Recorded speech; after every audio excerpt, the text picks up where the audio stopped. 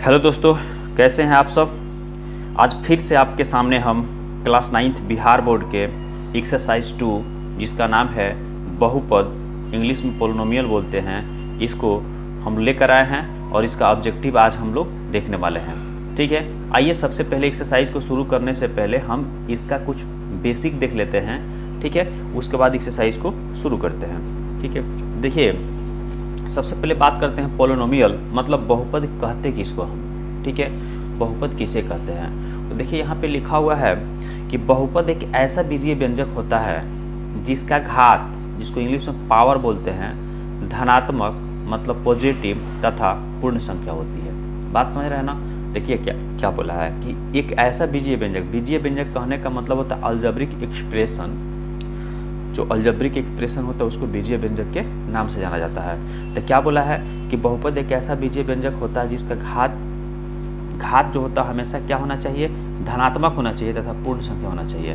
कहने का मतलब हुआ कि जैसे हम एक यहाँ पे एग्जाम्पल के लिए लिखते हैं, जैसे 2x² + 3x - 2। ठीक है, उसके बाद यहाँ पे बात करते हैं कि 2/3 रूट अंडर, यहाँ पे रूट अंडर 3x² + √2। ठीक है, उसके बाद अगर हम बात करें यहाँ पे 5/3, यहाँ पे √x + 2। ठीक है, 1/x + 2। तो इसमें कौन बहुपद है, कौन बहुपद नहीं है। तो ऊपर में क्या बोला था कि ऐसा बीजीय व्यंजक जिसका घात क्या होना चाहिए, पावर क्या होना चाहिए, पॉजिटिव होना चाहिए। चलिए ठीक है, इसका पावर क्या है, पॉजिटिव है। इसका कुछ पावर नहीं दिया है, इसका भी पावर क्या है, पॉजिटिव है। ठीक है, हमेशा पावर जो देखेंगे, हमेशा ये जो बात लिखा हुआ था ऊपर किसके बारे में, घात, और ये घात के बारे में जो लिखा था जिसका घात धनात्मक तथा पूर्ण संख्या होता है, हमेशा किसको देखेंगे, अचर पद को देखेंगे। ठीक है, अचर पद को। तो देखिए यहाँ पॉजिटिव है, यहाँ पर भी क्या है, पॉजिटिव है। तो ये और ये आपका क्या होगा, बहुपद होगा। लेकिन ये देखिए ये रूट के अंदर में x है, तो जब इसको आप हटाइएगा तो लिख सकते हैं आप 5/3 x के पावर 1/2 + x। ये रूट हटेगा तो रूट के बदले क्या होता है, 1/2 ना हो जाता है। तो देखिए ये पूर्ण संख्या नहीं ना हुआ, घात, ये घात पूर्ण संख्या नहीं हुआ। 1/2 का मतलब क्या होता है, 0.5। ये पूरा अंक नहीं है। ठीक है, तो इसीलिए ये क्या होगा, ये बहुपद नहीं होगा। उसी तरह से देखिए, अब देखिए यहाँ पे x के पावर 1 है तो ये बटा के नीचे है, बटा के नीचे इसको ऊपर भेजिएगा तो x के पावर -1 + 2। तो क्या बोला था कि इसका घात हमेशा क्या होना चाहिए, पॉजिटिव होना चाहिए, मतलब धनात्मक होना चाहिए। तो ये क्या है, ऋणात्मक है, तो ये भी क्या है, बहुपद नहीं है। ठीक है, तो इसका मतलब समझ गए आप। क्या बोला, जिसका घात क्या होना चाहिए, धनात्मक होना चाहिए, यहाँ पे धनात्मक होना चाहिए, तथा क्या होना चाहिए, उसका घात पूर्ण संख्या होना चाहिए, धनात्मक के साथ साथ पूर्ण संख्या होना चाहिए। ठीक है, तब जाकर हम उसको बहुपद बोलेंगे अथवा बहुपद नहीं बोलेंगे। ठीक है, अब आइए इसके बाद इसके अंदर में कुछ टर्म आता है, उस टर्म को जानते हैं हम लोग। जैसे देखिए सबसे पहले हम बात करते हैं चर और अचर पद का, चर और अचर पद का। तो देखिए चर पद किसको बोलते हैं, चर पद एक होता है चर पद, एक होता है अचर पद। कोई भी वैल्यू लिखा रहता है, जैसे मान लेते हैं 2x + 5 लिखा हुआ है। ठीक है, या 8x² + 9x + 3 लिखा हुआ है। ठीक है, तो इसमें चर और अचर कौन होता है। तो चर का मतलब होता है कि वैसा वैल्यू जिसका मान क्या हो, बदल सके, जिसका मान क्या हो, बदल सके, उसको चर बोलते हैं। ठीक है, तो जो भी अल्फ़ाबेट मतलब ABCD का जो अक्षर होता है ना, वो सब क्या होता है, चर होता है। तो इसमें देखिए ये क्या है, ये भी चर है, ये x² क्या है, चर है, x क्या है, चर है। बात समझ रहे हैं बात। तो चर पद का मतलब हुआ कि जिसका मान बदल सके, जिसका मान बदल सके, जिसका मान बदल सके। सीधी बात याद रखिएगा कि चर पद किसको बोलते हैं, जिसका मान बदल सके। ठीक है, अब कोई आएगा तो x के जगह पे 0 रखेगा, कोई 1 रखेगा, तो कोई 2 रखेगा, कोई 3 रखेगा, कोई 4 रखेगा, कोई 5 रखेगा। ठीक है, तो यहाँ पे इसका वैल्यू चेंज हो रहा है ना, इसका वैल्यू चेंज हो रहा है ना। लेकिन कोई आएगा तो यहाँ पे 5 है, तो 5 के जगह पर 6 कोई थोड़ी रख सकता है, ये तो डिजिट हो गया, तो ये कभी चेंज नहीं हो सकता है। ठीक है। तो चेंज जो होता है उसी को हम लोग क्या बोलते हैं, चर पद। चर मीन्स होता है चरना, मतलब घूमना, ठीक है। अब देखिए, अब बात करते हैं अचर पद की। तो अचर पद जिसको कांस्टेंट टर्म बोला जाता है, कांस्टेंट, कांस्टेंट मीन्स होता है फिक्स, कभी बदल नहीं सकता है, ठीक है। अचर है मतलब अपने बात पे अटल है, मतलब रुका हुआ है, कभी वो बदलता नहीं है, उसको हम अटल बोलते हैं ना। तो अटल उसी से बना है अचर। जैसे यहाँ बात करते हैं कि ये तो बदल रहा था, लेकिन 2 क्या होगा, ये बदलेगा क्या, नहीं बदलेगा। तो यहाँ पे 2 और 5, इस वाला पद में 2 और 5 क्या है, आपका अचर पद है। उसी तरह से यहाँ पे 8, 9, 3 क्या है, अचर पद है। और इसको छोड़ के कौन, x स्क्वायर क्या था, चर था, और इसमें क्या था, x चर था। आप समझ पा रहे हैं, चर और अचर समझ पा रहे हैं आप? चलिए ठीक है, आप समझ गए चर पद और अचर पद। अब इसके बाद आपका टॉपिक है बहुपदों का वर्गीकरण। यहाँ पे क्लासिफिकेशन ऑफ पोलिनोमियल हम लोग पढ़ रहे हैं। यहाँ पे क्लासिफिकेशन ऑफ पोलिनोमियल मतलब बहुपदों का वर्गीकरण, ठीक है। आइए देखते हैं क्या बोल रहा है कि यहाँ पे बहुपद का जो वर्गीकरण करते हैं, सबसे पहले पद के आधार पर। सबसे पहले क्या चीज़, पद के आधार पर, ठीक है। पद के आधार पर करेंगे तो पद के आधार पर इसको 4 भागों में वर्गीकरण किया गया है, ठीक है। पद के आधार पर कितना भागों में किया गया है, 4 भागों में किया गया है, ठीक है। तो पहला क्या है, एक पद। दूसरा क्या है, द्विपद। तो एक पद कहने का मतलब हुआ कि ऐसा बीजीय व्यंजक जिसमें सिर्फ एक ही पद हो। यहाँ देखिए 2x, इसमें एक ही पद है ना, एक ही पद है ना। यहाँ पे देखिए 5x, इसमें क्या भी एक ही पद है। यहाँ पे √2x², इसमें भी क्या है, एक ही पद है। ये देखिए एक ही गुना है, ये पूरा मिला के एगो पद हो रहा है कि नहीं हो रहा है, ये एगो पद हो रहा है कि नहीं हो रहा है, ये एगो पद हो रहा है कि नहीं हो रहा है ना। इसीलिए इसको एक पद बोलते हैं, इंग्लिश में मोनोमियल बोलते हैं। बात आ रहा समझ में ना। याद रखिएगा, पद जो होता है ना, उसको हम लोग वर्गीकरण मतलब इसको अलग करेंगे तो हमेशा प्लस और माइनस से ही होता है, इनटू से नहीं। तो देखिए इसमें कहीं प्लस से कोई अक्षर को जोड़ा गया है, कोई डिजिट में प्लस से जोड़ा गया है, नहीं जोड़ा गया है। हम क्या बोले कि कभी भी प्लस और माइनस से अलग होता है। प्लस और माइनस से क्या होता है, अलग होता है। हमेशा प्लस और माइनस से उसको क्या करते हैं, हम अलग करते हैं, ठीक है। अब देखिए दूसरा बात करते हैं द्विपद मतलब होता है वैसे बीजीय व्यंजक जिसमें पदों की संख्या कितना हो, 2 हो, द्विपद कहलाता है। क्या होना चाहिए, 2 होना चाहिए, उसको हम लोग द्विपद कहते हैं। जैसे बात करते हैं यहाँ पे देखिए 2x² + 5। तो देखिए एगो पद ये, एक पद ये, प्लस से अलग हुआ कि नहीं हुआ, प्लस से अलग हुआ ना, तो इसमें 2 गो पद हो गया, ठीक है। उसी तरह से बात करते हैं √x + 3। तो देखिए इसमें √x, ये तो बहुपद है ही नहीं क्योंकि रूट के अंदर में है ना। यहाँ पे √2x + 5 लिख सकते हैं। तो एक पद ये, एक पद ये भी क्या हुआ, बहुपद हुआ। माइनस भी लिख सकते हैं, यहाँ पे लिख सकते हैं 3x² - 8। तो इसमें भी 2 पद हुआ कि नहीं हुआ ना। तो ये भी क्या हुआ, आपका द्विपद हुआ। यह भी क्या हुआ, द्विपद हुआ। समझ रहे ना। देखिए एक पद में एक पद था, देख रहे हैं ना, एक पद था। द्विपद में यहाँ 2 गो पद दिखाई दे रहा है, 2 गो पद दिखाई दे रहा है, ठीक है। अब उसी तरह से त्रिपद में 3 गो पद हो जाएगा, 8x² + 5x + 3, ठीक है। यहाँ 3 पद हुआ ना, 1 पद, 2 पद, 3 पद हो गया। यहाँ पे मान लेते हैं 9x + 3 + 8x²। तो 1 2 3, इसमें भी क्या हो गया, 3 पद हो गया। समझ रहे हैं ना। माइनस वाला भी ले सकते हैं, कोई दिक्कत नहीं है। यहाँ पे लिख दीजिएगा √10x² - 5x + 2, ठीक है, x + 2। तो देखिए इसमें भी 1 पद, 2 पद और 3 पद हुआ कि नहीं हुआ ना। तो इसी को बोलते हैं हम लोग ट्राइनोमियल मतलब त्रिपद, ठीक है। उसके बाद देखिए हम लोग शून्य बहुपद कहने का मतलब हुआ जैसे x के पावर 0, सॉरी यहाँ पे 0 × x, इसको हम लोग शून्य बहुपद बोलते हैं, ठीक है। इसका जरूरत पड़ता नहीं है, लेकिन आप समझ लीजिए, ठीक है। ये 3 इम्पोर्टेंट था। आइए एक बार इसको और रिवाइज कर देते हैं। सबसे पहले बहुपदों का वर्गीकरण हम लोग पद के आधार पर किए, मतलब कितना पद है, जिसको इंग्लिश में टर्म बोलते हैं। तो एक पद मतलब उसमें एगो पद रहेगा, द्विपद मतलब 2 गो पद रहेगा, ठीक है, और त्रिपद मतलब 3 गो पद रहेगा। समझ गए? आपसे पूछेगा कि इसमें इसको कौन सा बहुपद बोलते हैं, एक पद, द्विपद या त्रिपद। समझ गए आप? अब आइए इसी का 2 नंबर, अब बहुपद को हम लोग घात के आधार पर इसका वर्गीकरण करेंगे, on the basis of power of the polynomial. ठीक है, पावर ऑफ पोलिनोमियल मतलब बहुपद के घात के आधार पर वर्गीकरण कर रहे हैं। ठीक है, तो सबसे पहला अगर घात के आधार पर करते हैं तो सबसे पहला होता है आपका रैखिक बहुपद, जिसको इंग्लिश में हम लोग लीनियर इक्वेशन बोलते हैं। क्या बोलते हैं जी?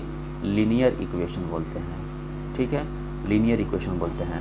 सबसे पहले का क्या है? रैखिक बहुपद मतलब ऐसे बीजीय व्यंजक जिसमें क्या हो, जिसका घात क्या हो, 1 होना चाहिए। जैसे 2x + 3, यहाँ घात इसका 1 है ना, किसका?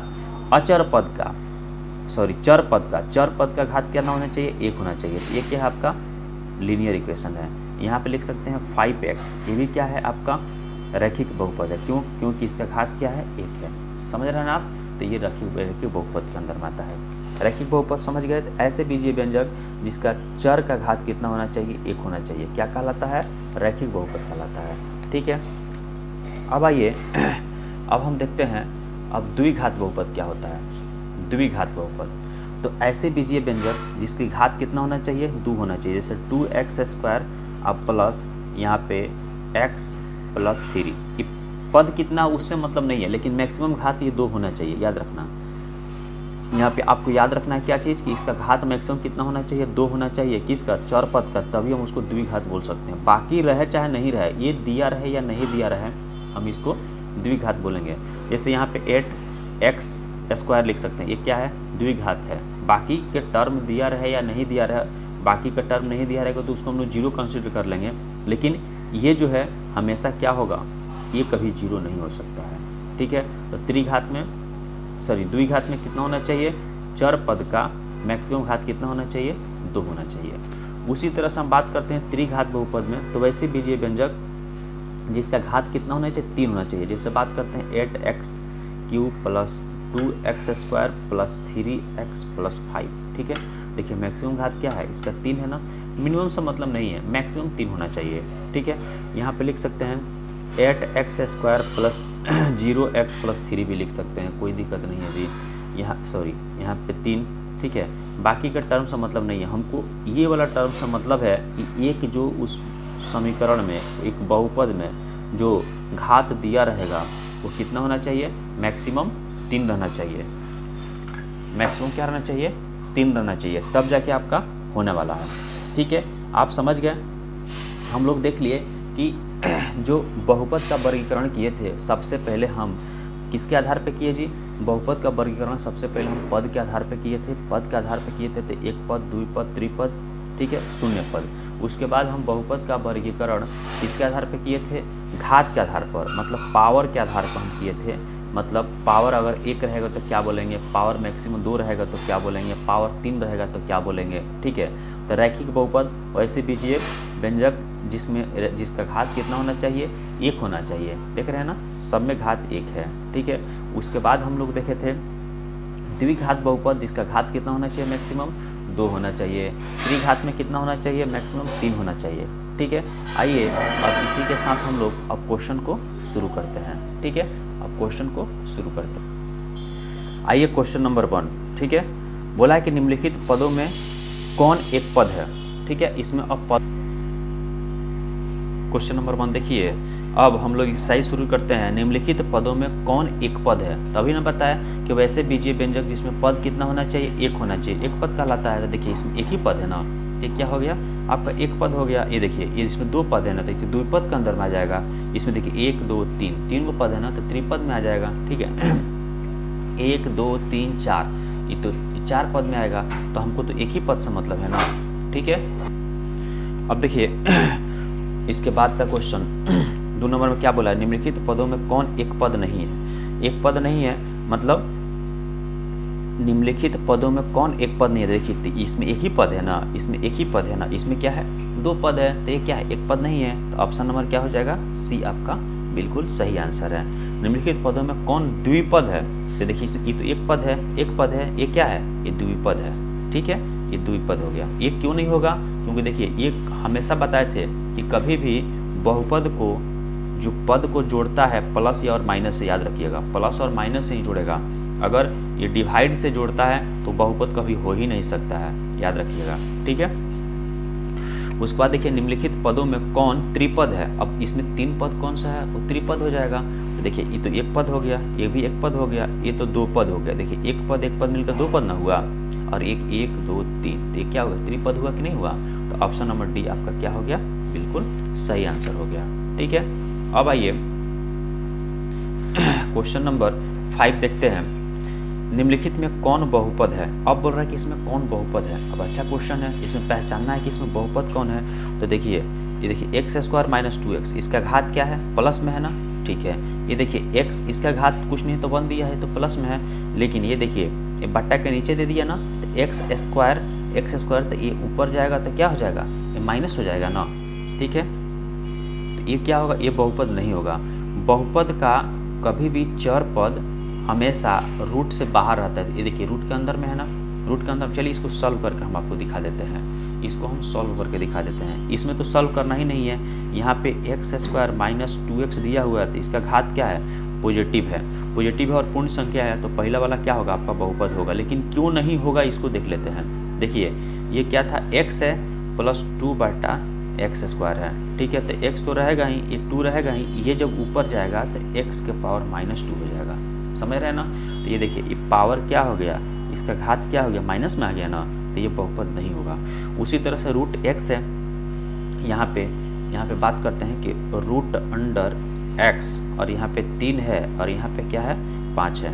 तो इसको सॉल्व करिएगा तो x के पावर यहाँ पे 1/3 हो जाएगा। तो देखिए ये बट्टा के रूप में आ गया ना, पावर हमेशा पूर्ण संख्या होता है ना, तो पूर्ण नहीं ना हुआ, इसीलिए ये भी क्या हुआ, बहुपद नहीं हुआ, ठीक है। समझ रहे हैं ना, समझ रहे हैं ना। और देखिए ये क्या है, ये देखिए 6 और बटा में क्या है 5 है ना, तो ये भाग से भाग दिया है ना, तो कभी भी भाग के टर्म में ये जो बहुपद होता है इसका अलग कभी भी बटा के नीचे में कोई भी अल्फ़ाबेट नहीं हो सकता है, ठीक है। क्यों, क्योंकि ऊपर जाएगा तो फिर माइनस हो जाएगा ना, जैसे ये नीचे था तो ऊपर गया तो माइनस हो गया ना, इसीलिए तीनों नहीं होगा और ये होगा, ठीक है। अब आइए क्वेश्चन नंबर 6 में। देखिए क्वेश्चन नंबर 6 क्या बोला है। क्वेश्चन नंबर 6 में देखिएगा तो यहाँ पर बोला है कि निम्नलिखित में कौन बहुपद नहीं है, मतलब 3 गो होगा, 1 गो नहीं होगा, इसको पहचानने के लिए बोल रहा है, ठीक है। तो आइए पहचानते हैं। तो देखिए 2√2 प्लस x के पावर 3, तो ये पावर क्या है, प्लस में है ना, ये तो बहुपद है, ठीक है। यहाँ देखिए यहाँ पे m के पावर 5 प्लस में है, ये m क्यों बाहर है रूट से, ये भी प्लस में है, m स्क्वायर बाहर है, ये भी प्लस में है, तो ये भी बहुपद है। ये देखिए P square minus root under 11 P क्या है, रूट से बाहर है, ठीक है, और रूट 15, तो ये भी क्या है, बहुपद है। लेकिन ये देखिए एक्स क्यू, ठीक है, ये तो पावर पॉजिटिव है, लेकिन ये बटा के नीचे क्या दे दिया है, एक्स दे दिया है। आपको बताए थे कभी भी बटा के नीचे अल्फ़ाबेट कोई भी दे दे तो वो बहुपद नहीं होगा। कंडीशन क्या है कि कटने वाला वैल्यू नहीं होना चाहिए। देखेंगे कि अगर कट गया तो फिर तो बहुपद हो ही जाएगा, लेकिन देखिए एक्स किसी वैल्यू से यहाँ नहीं ना कट रहा है, ठीक है, तो ये बहुपद नहीं होगा। और ऑप्शन नंबर क्या हो जाएगा, बी आपका बिल्कुल सही है, ठीक है। आइए क्वेश्चन नंबर 7 देखिए। बहुपद 4x³ - 6² + 1 का घात है। अब आइए क्वेश्चन यहाँ पे नया आया, कभी भी आपको घात पूछे किसी भी बहुपद का घात, यहाँ लिख देते हैं बहुपद का घात। बहुपद का घात लिखने के लिए पूछे तो सबसे बड़ा पावर जो होता है, सबसे बड़ा पावर जो दिया रहेगा, सबसे बड़ा जो घात होगा वही आपका क्या होगा, आंसर होगा। समझ रहे हैं ना, मतलब सबसे बड़ा जो पावर होगा वही आपका आंसर होने वाला है, ठीक है। कभी भी बहुपद का घात पूछे तो सबसे बड़ा घात बहुपद का आंसर हो जाता है। इसमें देखिए ये 4x के पावर 3, तो यहाँ x के पावर 3 है, यहाँ पे x के पावर 2 है, तो यहाँ पे x के पावर 3 क्या हो जाएगा, इसका घात हो जाएगा। तो ऑप्शन नंबर देखिए क्या है, बी इसका बिल्कुल सही आंसर है। समझ रहे हैं ना, मतलब बहुपद के घात लिखने के लिए पूछे तो सबसे बड़ा घात क्या होता है, बहुपद का घात कहलाता है। अब इसी तरह से 8 नंबर अब आप बनाइए। देखिए क्या बोला है, ये दिया हुआ है, इसका घात पूछ रहे थे। देखिए यहाँ 3 है, 5 है, 2 है, 7 है, तो सबसे बड़ा क्या है, 7 है ना, तो इसका ऑप्शन नंबर डी क्या है, बिल्कुल सही आंसर है, ठीक है। उसी तरह से आइए क्वेश्चन नंबर 9, निम्नलिखित में कौन बहुपद है। अब इसमें बहुपद कौन है, देखिए ये तो बहुपद है, अब देखिए ये भी बहुपद है, कौन रैखिक बहुपद है, क्या बोला है, रैखिक बहुपद। अब यहाँ ध्यान दीजिए, क्या बोला है, निम्नलिखित में कौन रैखिक बहुपद है। तो रैखिक बहुपद के बारे में क्या बताते हैं, वैसे बीजीय व्यंजक जिसका घात क्या होना चाहिए, चर पद का घात क्या होना चाहिए, 1 होना चाहिए। देखिए यहाँ घात 2 है, यहाँ पे चर पद का घात 2 है, लेकिन यहाँ चर पद के घात क्या है, 1 है ना, इसीलिए ऑप्शन नंबर बी आपका बिल्कुल सही आंसर है। ठीक है। 10 नंबर, निम्नलिखित में कौन द्विघाती बहुपद है। तो बताए थे कि वैसे बीजीय व्यंजक जिसका घात क्या होना चाहिए, 2 होना चाहिए।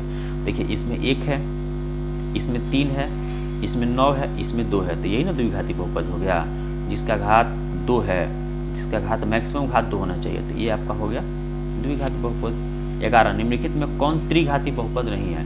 तो वैसे बीजीय व्यंजक जिसका घात क्या हो, 3 को छोड़ के त्रिघाती बहुपद नहीं है, तो त्रिघाती बहुपद नहीं है। देखिए ये तो त्रिघाती है क्योंकि इसका मैक्सिमम घात 3 है, इसका भी मैक्सिमम घात 3 है, ठीक है, इसका भी मैक्सिमम घात 3 दिख रहा है, ये तो त्रिघाती है, लेकिन ये क्या है, ये त्रिघाती नहीं है, ये त्रिघाती नहीं है। समझ पा रहे हैं आप। ठीक है। अब आइए क्वेश्चन नंबर 12, निम्नलिखित में किस पद में एक्स स्क्वायर का गुणक 1 है। एक्स स्क्वायर का गुणक 1 है। अब इसके बारे में समझ लीजिए, आपको गुणांक पूछता है, आपको गुणांक पूछता है, तो गुणांक पूछे तो यहाँ मान लीजिए कि 2x स्क्वायर है, यहाँ पूछें कि एक्स स्क्वायर का गुणांक क्या है, तो देखिए ये एक्स स्क्वायर है, इसमें किस चीज़ से गुना किया गया है, 2 से गुना किया गया। 2x स्क्वायर का कहने का मतलब हुआ 2 इंटू एक्स स्क्वायर होता है, समझ रहे हैं ना। तो एक्स स्क्वायर का गुणांक क्या है जी, 2 न है। उसी तरह से हम बात करते हैं, यहाँ पे कुछ नहीं दिया है, मान लीजिए x के पावर 5 दिया है, तो यहाँ किस चीज़ का गुणांक है, x के पावर 5 का गुणांक क्या है, कुछ नहीं दिया है, तो इसके पीछे 1 रहता है, क्योंकि 1 में एक्स स्क्वायर से गुना करेंगे तो कोई फर्क पड़ेगा क्या, वही ना डिजिट आ जाएगा। तो यहाँ पे एक्स स्क्वायर का गुणांक, x के पावर 5 का गुणांक क्या है, 1 है आंसर। ठीक है, गुणांक समझ गए। चलिए अब देखिए उसी तरह से इसमें पूछा है आपसे, निम्नलिखित में किस पदों में एक्स स्क्वायर का गुणांक 1 है। तो देख लीजिए एक्स स्क्वायर गुणांक 1 है, तो देखिए इसमें एक्स स्क्वायर का गुणांक क्या है, -3 है, इसमें एक्स का गुणांक क्या है, 2 है। यहाँ पे देखिए अब इसमें एक एक्स स्क्वायर दिखाई दे रहा है जिसका गुणांक कुछ नहीं दिया है, तो यहाँ पे क्या है, 1 छुपा है ना। यहाँ देखिए प्लस है, तो यहाँ पे ऑप्शन नंबर क्या हो जाएगा, डी हो जाएगा, क्योंकि एक्स स्क्वायर में यहाँ कुछ नहीं तो 1 से मल्टीप्लाई किया है। ऑप्शन नंबर डी क्या है, बिल्कुल सही है। अब देखिए क्वेश्चन नंबर 13, क्वेश्चन नंबर 30 का हम बात करते हैं। इसमें बोला है कि बहुपद 5x - 4x² + 3 का मान x = 0 पर है। अब हम इस इक्वेशन में x का मान रखेंगे और रख के देखेंगे कि कौन सा आंसर आ रहा है। ठीक है, चलिए तब तो क्वेश्चन लिखना पड़ेगा, क्वेश्चन लिखना पड़ेगा, तो लिखते हैं। यहाँ पे क्वेश्चन लिख लेते हैं। क्वेश्चन नंबर है आपका 13, क्वेश्चन नंबर है 13। देखिए क्या बोला है यहाँ पे, पहले क्वेश्चन लिख लेते हैं। 5x - 4x² + 3 और x का वैल्यू क्या रखना है, 0 रखना है। ठीक है, x का वैल्यू 0 रखना है, तो रख लीजिए। जहाँ जहाँ x है वहाँ 0 रख लीजिए, तो यहाँ पे क्या हो जाएगा, 5 इंटू यहाँ पे 0 हो जाएगा, 4 इंटू x का वैल्यू क्या हो जाएगा, 0 + 3। x बराबर 0 का मतलब हुआ है जहाँ जहाँ x है वहाँ 0 रखना है। तो 5 में 0 से गुना करेंगे 0, 4 में 0 से गुना करेंगे 0 + 3, तो ये तो 0 0 से कोई मतलब नहीं है, 0 जोड़े चाहे घटाए तो उतना ही आएगा ना, तो आंसर क्या हो जाएगा, 3 इसका बिल्कुल सही जवाब है। तो क्या हो जाएगा जी, ऑप्शन नंबर सी इसका सही आंसर है। ठीक है, 14 नंबर में देखिए, x के किस मान पर बहुपद इतना का मान -6 आएगा। बोल रहा है कि 4 ऑप्शन दिया हुआ है, ये 4 ऑप्शन ये दिया हुआ है, इसमें से x का वैल्यू हम क्या रखें कि उसका आंसर क्या आ जाए, -6 आ जाए। ठीक है, तो चलिए हम पुट करते हैं। सबसे पहले x के जगह पे 0 पुट करिए, तो ये देखिए x का जगह 0 पुट किएगा तो ये पूरा टर्म 0, 5 इंटू 0 0, ये 4 इंटू 0 0 अब +3, तो खाली 3 ना बचा, इसका कहानी खत्म। अब x के जगह पर 1 रखिए, तो 5 इंटू 1, 5 इंटू 1। नहीं समझ रहे हैं आप, चलिए आइए हम यहाँ बनाते हैं इसको, क्वेश्चन को।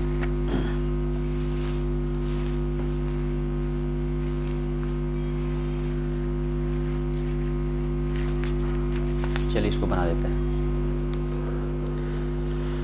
जैसे क्या दिया था आपका,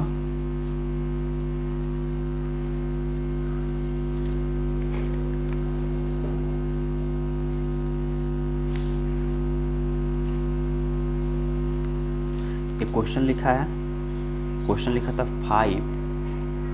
5x माइनस 4x² प्लस 3। एक बार हम जीरो पुट करेंगे x के जगह पे, तो x के जगह पर जीरो पुट करिएगा तो इस पूरा टर्म को 5 इंटू जीरो तो पूरा जीरो बना देगा, 4 इंटू जीरो तो पूरा क्या हो जाएगा 0 प्लस 3, तो क्या मान आ गया 3 आ गया। ठीक है, अब आइए, अब x के जगह पर 1 पुट करके दिखाई दिए थे, अब हम -2 पुट कर रहे हैं, तो यहाँ पे 5 इंटू -2, ठीक है, 5 इंटू -2, जहाँ जहाँ x है, जहाँ जहाँ x है वहाँ पे -2 पुट कर रहे हैं, ये माइनस का साइन है माइनस हो जाएगा, यहाँ पे 4 इंटू x², तो x के जगह पे -2 पुट करना है, तो -2 का स्क्वायर करेंगे तो कितना हो जाएगा +4 हो जाएगा, +3। तो यहाँ देखिए 5 में 2 से गुना करेंगे तो कितना हो जाएगा -10, 4 चौक कितना हो जाएगा 16 + 3, 16 10 कितना हो जाएगा -26 + 3, इसको सॉल्व करिएगा, 26 + 3 तो हो जाएगा -23, तो ये तो होगा ही नहीं, हमको -6 लाना है। तो अब देखिए -1 पुट करके देख लेते हैं, -1 पुट करिएगा यहाँ पे, तो -1 पुट करिएगा तो देखिए क्या हो जाएगा, चलिए 5 इंटू -1, ठीक है, उसके बाद माइनस साइन रहेगा, 4 इंटू -1, x का स्क्वायर है तो स्क्वायर कर दिए, प्लस क्या है 3 है, तो 5 में x -1 से गुना करेंगे तो -5, ये देखिए -4 और 1 का स्क्वायर क्या हो जाएगा 1 + 3, तो -5 -4 मिलकर क्या हो जाएगा -9 + 3, ठीक है, -9 + 3, तो -9 में से 3 चला जाएगा तो क्या हो जाएगा -6, तो -6 आ गया, कितना पुट किए तो हम D, तो ऑप्शन नंबर D आपका क्या है बिल्कुल सही जवाब है। ऐसे आप एक एक करके पुट कर सकते हैं। ठीक है, 15 नंबर में देखिए बोला कि जब x = 2 हो तो बहुपद 5x + 4x² + 3 का मान क्या होगा। हम इसमें x का वैल्यू 2 पुट कर देंगे तो बोल रहा है कि इसका मान क्या होगा। ठीक है, कोई दिक्कत नहीं है, हम लोग सॉल्व कर लेते हैं। ठीक है, बहुपद क्या है यहाँ पे 5x + 4x² + 3 है। ठीक है, अब बोला क्या है जहाँ जहाँ x है वहाँ 2 पुट कर लीजिए। ठीक है, तो यहाँ x है ना तो 5 × 2 हो जाएगा प्लस 4 × x², x का वैल्यू 2 है तो 2 का स्क्वायर कितना हो जाएगा 4 + 3, तो 5 में 2 से गुना करेंगे 10, 4 में 4 से गुनाएंगे 16 और प्लस 3 हो जाएगा।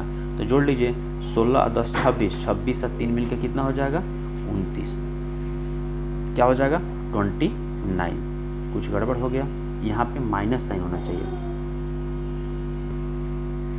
यहाँ साइन दिख नहीं रहा है, यहाँ पे हो सकता है माइनस हो तो माइनस भी रख के हम लोग देख लेते हैं। ठीक है, माइनस रख ले, यहाँ माइनस अगर होगा तो 5 × 10 यहाँ माइनस हो जाएगा, तो 16 में से 10 यहाँ देखिए 16 और 3 19 हो जाएगा, 19 में से 10 चला जाएगा तो कितना हो जाएगा 9 -9। ठीक है, -9 आ रहा है ना, तो ऑप्शन नंबर डी क्या है आपका बिल्कुल सही आंसर है। आप इसमें करिए, क्वेश्चन नंबर 15 तक हम लोग देख लिए हैं। अब अगला जो है, अगला हम लोग इसके बाद वाले एक्सरसाइज में देखेंगे, इसमें हम लोग 15 क्वेश्चन कर चुके हैं। ठीक है, अब बाकी का क्वेश्चन हम लोग आगे देखेंगे। आपसे रिक्वेस्ट है कि आप ज़्यादा से ज़्यादा शेयर करें, अगर वीडियो अच्छा लगता है सब्सक्राइब करें और अपने दोस्तों को ये बात बताएं कि मतलब यहाँ क्लास चल रहा है और यहाँ पे मतलब डिटेल में आपको मिलेगा, ये ऑब्जेक्टिव का जो भी पोर्शन है आपको डिटेल में मिलेगा। ठीक है, थैंक यू। ठीक है।